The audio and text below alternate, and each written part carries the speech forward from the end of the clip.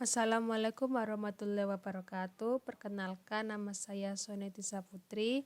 Saya dari kelompok 1 dan kami akan menjelaskan tentang model proses perangkat lunak. Jadi anggota kelompok 1 ada Muhammad Dafa Arifin, ada Muhammad Faris Firdaus dan juga saya. Saya mempresentasikan tentang materi ini untuk mengumpulkan tugas mata kuliah rekayasa perangkat lunak paralel B. Jadi model proses perangkat lunak itu ada 10 yang akan kami jelaskan. Ada waterfall model, ada V model, ada RAD model, ada prototyping, ada spiral, ada model proses evolusioner, ada incremental model, ada concurrent development model, ada rational unified process, ada X-programming. Saya akan menjelaskan tentang waterfall model dan juga V model. Yang pertama adalah waterfall model. Jadi pada waterfall model itu langkah-langkah yang dilakukan itu ada studi kelayakan atau feasibility study, ada requirement analysis and specification, yaitu spesifikasi dan analisis requirement-nya, ada design, ada coding and unit testing, ada integration and system testing, ada maintenance. Lalu saya akan menjelaskan tentang cara-cara untuk menggunakan metode waterfall. Jadi yang pertama adalah studi kelayakan. Jadi tujuan utama fase ini adalah untuk menentukan apakah layak secara finansial dan teknis untuk mengembangkan perangkat lunak. Jadi sebelum mengembangkan perangkat lunak A misalnya, itu dicek dulu kelayakan cocok apa enggak gitu loh secara finansial gitu. Lalu yang kedua adalah analisis dan spesifikasi kebutuhan. Nah, analisis dan spesifikasi kebutuhan itu untuk memahami persyaratan yang tepat dari pelanggan dan mendokumentasikannya dengan baik. Jadi pelanggan itu butuh apa dan juga nanti perangkat lunaknya itu dibuat apa. Jadi sebagai analis untuk membuat perangkat lunak itu harus melakukan tahap ini untuk mengetahui apa saja yang dibutuhkan user dan apa saja nanti sistem yang akan dilakukan. Lalu yang ketiga adalah desain.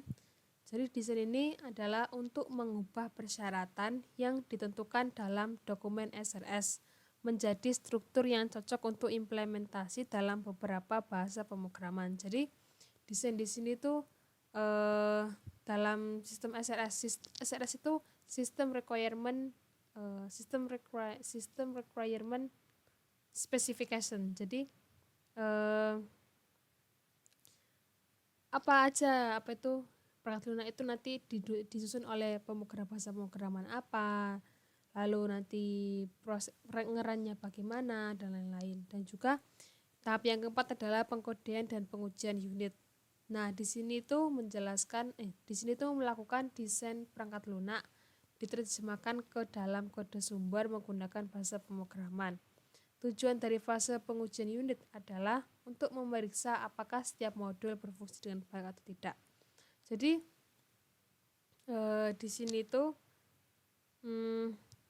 program yang maksud saya itu perangkat lunak yang telah dibuat itu jangan langsung diberikan kepada user. Jadi dites dulu apakah memenuhi persyaratan dan memenuhi spesifikasi dan semua fungsinya apakah berjalan dengan baik. Lalu setelah itu baru diberikan kepada user. Lalu yang kelima adalah integrasi dan pengujian sistem. Jadi di sini tuh ada pengujian alfa, pengujian beta, dan pengujian penerimaan. Saya akan menjelaskan apa itu pengujian alfa, apa itu pengujian beta, apa itu pengujian penerimaan. Jadi pengujian alfa sendiri itu adalah pengujian sistem yang dilakukan oleh tim pengembangan. Jadi pengujian alfa itu dilakukan oleh tim pengembang, jadi misalnya developer, programmer gitu. Lalu ada pengujian beta. Pengujian beta sendiri itu dilakukan oleh sekelompok pelanggan yang ramah. Jadi misalnya itu ada misalnya aplikasi gitu kan, aplikasi itu siapa aja nih yang mau download sama mau coba gitu. Nanti komentarnya misalnya oh ini kurang ini. Nah, itu diuji oleh pelanggan yang ramah. Lalu ada pengujian penerimaan. Pengujian penerimaan di sini setelah perangkat lunak telah dikirimkan kepada pelanggan, pelanggan melakukan pengujian penerimaan untuk menentukan apakah akan menerima perangkat lunak yang dikirim atau menolaknya. Jadi setelah perangkat lunak itu jadi, itu pelanggan itu menerima perangkat lunak itu atau enggak gitu loh. Dia tuh maksudnya sudah srek atau sudah nyaman dengan perangkat lunaknya atau enggak gitu. Lalu di sini ada maintenance. Maintenance sendiri itu perawatan, maksudnya tuh perawatan perangkat lunaknya. Jadi kalau misalnya, jadi sebuah perangkat lunak itu harus dirawat gitu. Sama seperti laptop harus dirawat gitu. Jadi perangkat lunak itu juga harus dirawat. Nah, maintenance sendiri itu ada 3, ada perawatan korektif, ada pemeliharaan sempurna, ada adaptive maintenance. Nah, perawatan korektif adalah jenis perawatan yang dilakukan untuk memperbaiki kesalahan yang tidak ditemukan selama fase pengembangan produk. Jadi untuk memperbaiki kesalahan yang tidak ditemukan selama fase pengembangan produk. Jadi maksudnya itu ketika mendevelop program itu kita tuh misalnya ada error gitu, sebenarnya ada error, tapi ketika mendevelop atau mengcoding sebuah program itu tidak ada errornya. Nah, di maintenance ini itu dicari gitu, apakah masih ada error gitu. Lalu ada pemeliharaan sempurna. Nah, pemeliharaan sempurna sendiri adalah jenis pemeliharaan yang dilakukan untuk meningkatkan fungsionalitas sistem berdasarkan permintaan pelanggan. Jadi misalnya dalam suatu perangkat lunak itu ada fungsi mengirim pesan gitu.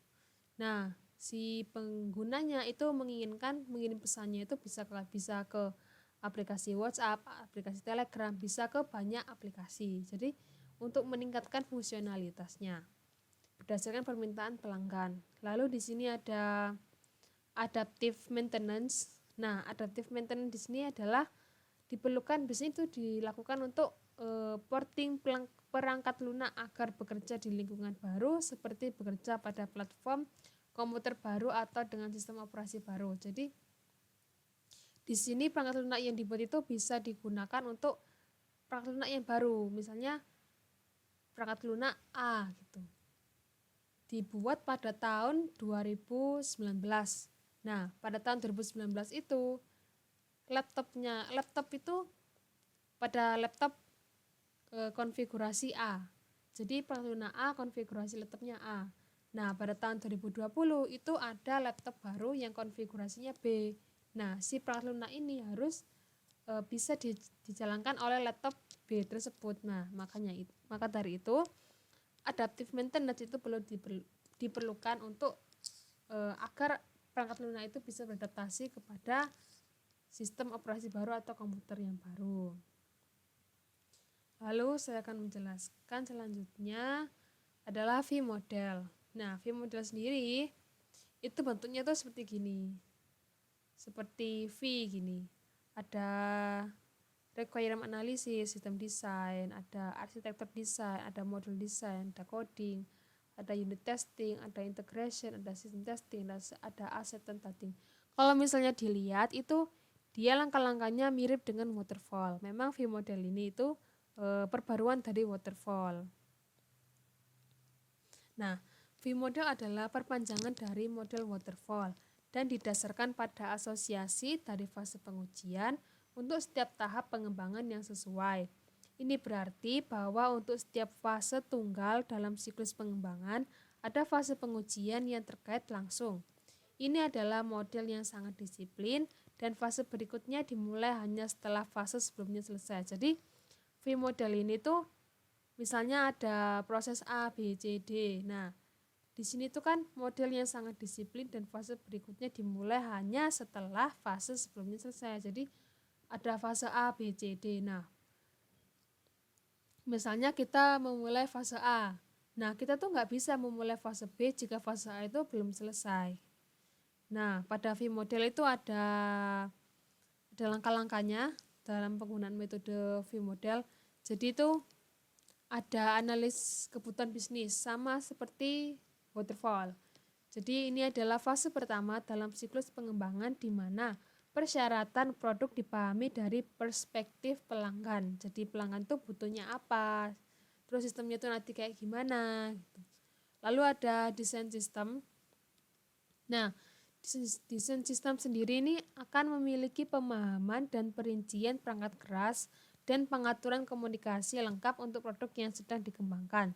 Jadi desain sistem itu perinciannya itu seperti gimana untuk, jadi misalnya ini perincian perangkat keras gitu kan, jadi perangkat kerasnya itu yang bisa seperti gimana konfigurasinya, lalu sistemnya itu seperti gimana. Lalu ada desain arsitektur.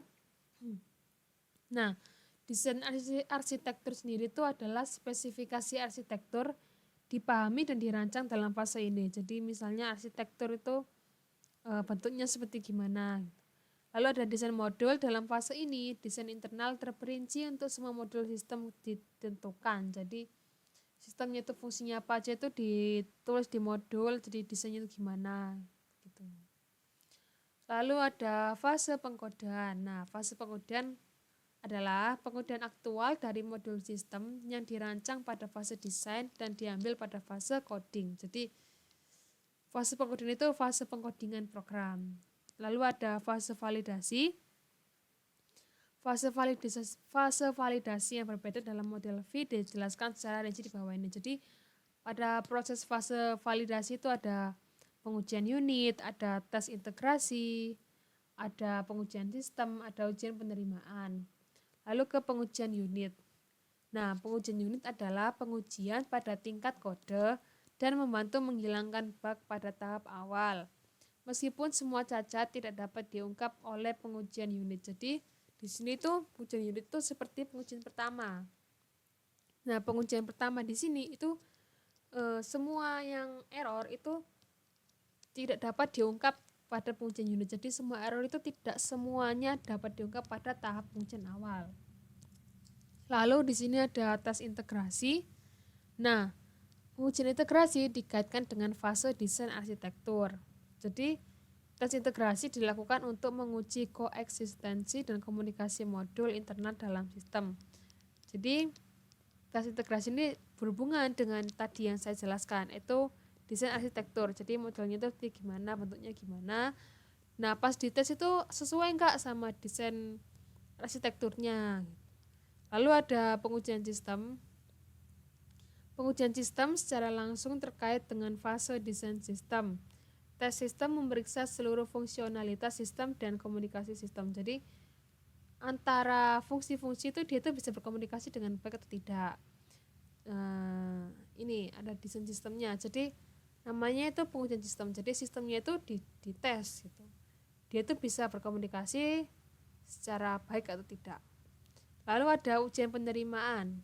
Pengujian penerimaan dikaitkan dengan fase analisis persyaratan bisnis dan melibatkan pengujian produk di lingkungan pengguna. Jadi di ujian penerimaan ini itu diuji oleh penggunanya. Nah, penggunanya itu sudah menerima atau srek dengan perangkat lunaknya atau tidak gitu. Jadi pengguna itu akan menerima perangkat lunak yang telah jadi atau menolaknya dan meminta untuk meningkatkan fungsi-fungsinya lagi atau tidak. Selesai. Nanti yang RAD akan dilanjutkan oleh teman saya. Terima kasih. Assalamualaikum warahmatullahi wabarakatuh. Di sini saya akan menuliskan tentang RAD. RAD sendiri adalah salah satu dari metode pengembangan perangkat lunak yang pengerjaannya dikerjakan dengan cara membagi program tersebut agar lebih cepat. Program-program tersebut dibagi menjadi bagian kecil-kecil. Untuk proses skala besar, RAD membutuhkan SDM yang memadai untuk membentuk tim-tim yang diperlukan agar tahap pengerjaan berjalan dengan cepat. RAD model ini tidak cocok dipakai untuk pengerjaan proyek yang memiliki tingkat risiko teknis yang tinggi. Model RAD menekankan pada fase-fase berikut, yaitu yang pertama, basis modeling. Pada tahap ini, aliran informasi pada fungsionalitas fungsi bisnis dimodelkan untuk mengetahui informasi. Yang kedua adalah data modeling. Pada tahap ini, aliran informasi yang didefinisikan dari basis modeling disaring lagi agar bisa dijadikan bagian-bagian dari objek data yang dibutuhkan. Dan yang terakhir adalah proses modeling. Objek-objek data yang didefinisikan sebelumnya diubah agar bisa menghasilkan aliran informasi untuk diimplementasikan menjadi sebuah fungsi bisnis. Ini adalah application generation dan internet testing and turnover, karena menekankan pada penggunaan kembali komponen yang telah ada. Sebagian komponen tersebut sudah diuji sebelumnya. Selanjutnya, saya akan menjelaskan tentang prototyping. Prototyping sendiri adalah sebuah metode yang didefinisikan sebagai model pengembangan perangkat lunak di mana prototipe dibangun, diuji, dan kemudian dikerjakan ulang saat diperlukan sampai prototipe yang dibuat dapat diterima dan juga tujuan-tujuannya tercapai. Langkah-langkahnya adalah yang pertama, pengumpulan persyaratan dan analisa model prototipe. Kemudian kita melakukan desain awal. Di desain awal ini atau desain cepat, pada tahap ini desain sistem yang sederhana dibuat untuk membantu dan mengembangkan prototipe. Selanjutnya, setelah desainnya sudah ada, kita ciptakan prototipenya. Pada fase ini, prototipe sebenarnya dirancang berdasarkan informasi yang dikumpulkan dari desain cepat. Ini adalah model kerja kecil dari sistem yang diperlukan. Selanjutnya adalah evaluasi pengguna awal. Pada tahap ini, sistem yang diusulkan disajikan kepada klien untuk evaluasi awal. Ini membantu untuk mengetahui kekuatan dan kelemahan model kerja, sementara komentar dan saran dikumpulkan dari pelanggan dan diberikan kepada pengembang. Setelah evaluasi, kita lanjut ke tahap menyempurnakan prototipe. Jadi di sini, jika ada ketidakpuasan dari pengguna pada prototipe yang ada saat ini, kita akan memperbaiki prototipe sesuai dengan feedback dan saran dari pengguna. Setelah kita menyempurnakan prototipe, kita kembali ke tahap 4 lagi. Kita evaluasi lagi. Jadi di sini tahap 4 dan 5 kita ulangi terus sampai akhirnya kita bisa ke tahap 6, di mana setelah prototipe sudah benar-benar sempurna, maka sistem tersebut diuji secara menyeluruh dan akhirnya akan diproduksi secara massal serta disebarluaskan. Sudah, sekian dari saya. Ya, berikutnya ada model spiral. Model spiral itu ini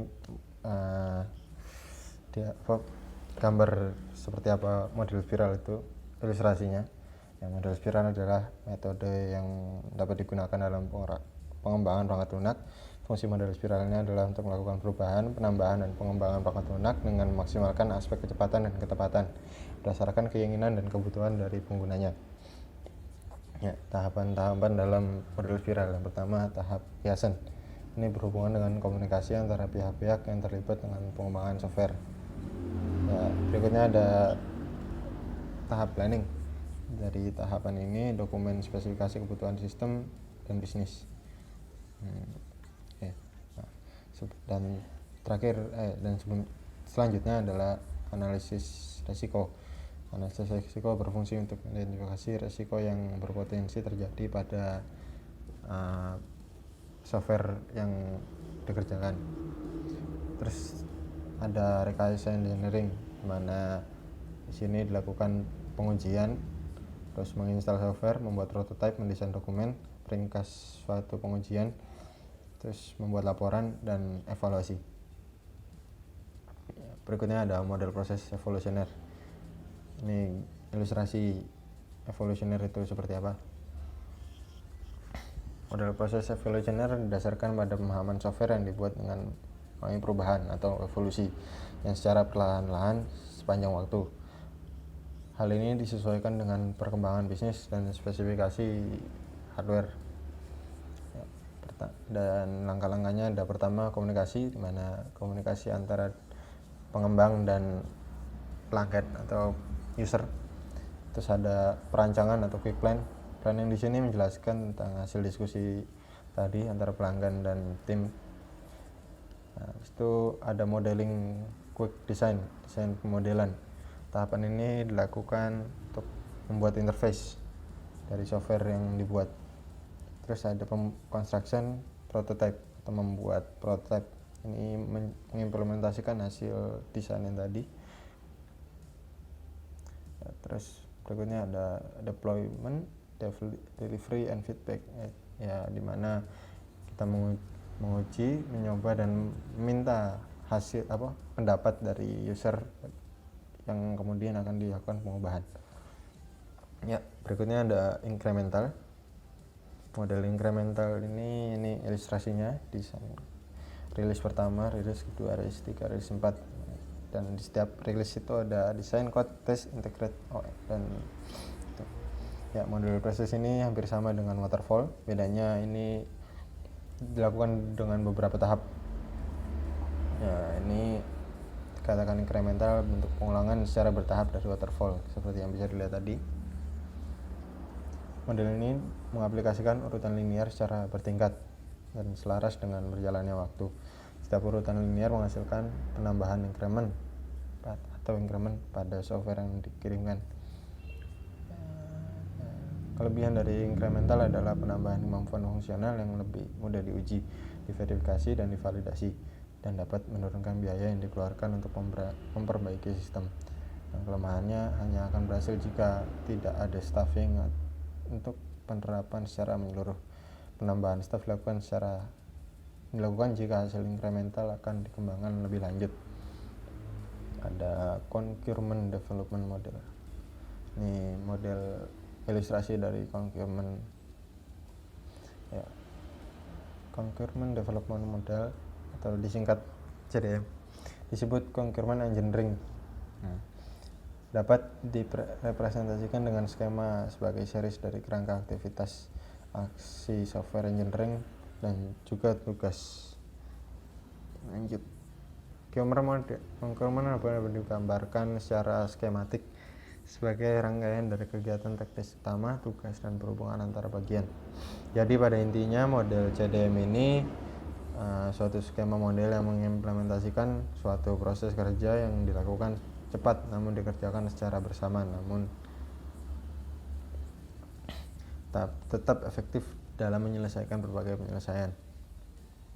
Concurrent proses model sering digunakan sebagai paradigma untuk pengembangan aplikasi client server. Sistem client server terdiri atas satu set komponen yang fungsional ketika diaplikasikan untuk client server. Lanjut. Ada Rational Unified Process atau disingkat RUP. Ini ilustrasinya RUP, di mana ada beberapa tahap. Rational Unified Process atau RUP merupakan satu pendekatan disiplin yang mengerjakan tugas dan tanggung jawab melalui berbagai best practice di dalam suatu organisasi pengembangan perangkat lunak. Tujuan dari RUP adalah untuk memastikan dihasilkannya produk perangkat lunak dengan kualitas yang tinggi, dengan minim error, dan berjalan sesuai yang diharapkan. Ya, tahapan pengembangan RUP dibagi 4. Yang pertama, inception, merupakan tahap untuk mengidentifikasi sistem yang akan dikembangkan. Yang berikutnya ada elaboration, merupakan tahap yang untuk melakukan desain secara lengkap berdasarkan hasil dari analisis di tahap inception. Lanjut ada construction, ini membuat desain dan menguji implementasi. Dan berikutnya ada transisi, di mana menyerahkan ke konsumen, dan dilakukan testing beta aplikasi dengan melihat hasil dari penggunaan. Nah, ada X programming atau disingkat XP. Extreme programming atau XP adalah satu kerangka pengembangan perangkat lunak yang penting dari model agile. Ini digunakan untuk meningkatkan kualitas perangkat lunak dan responsif terhadap kebutuhan pelanggan. Model XP merekomendasikan untuk mengambil praktik terbaik yang telah bekerja dengan baik di masa lalu dalam proyek pengembangan program ke tingkat yang ekstrim. Ya, ada beberapa tahap dalam praktikan. Yang pertama meninjau kode, pengujian, terus pengembangan inkremental, kesederhanaan, desain dan pengujian. Ini yang perlu diperhatikan dalam melakukan programan ekstrim.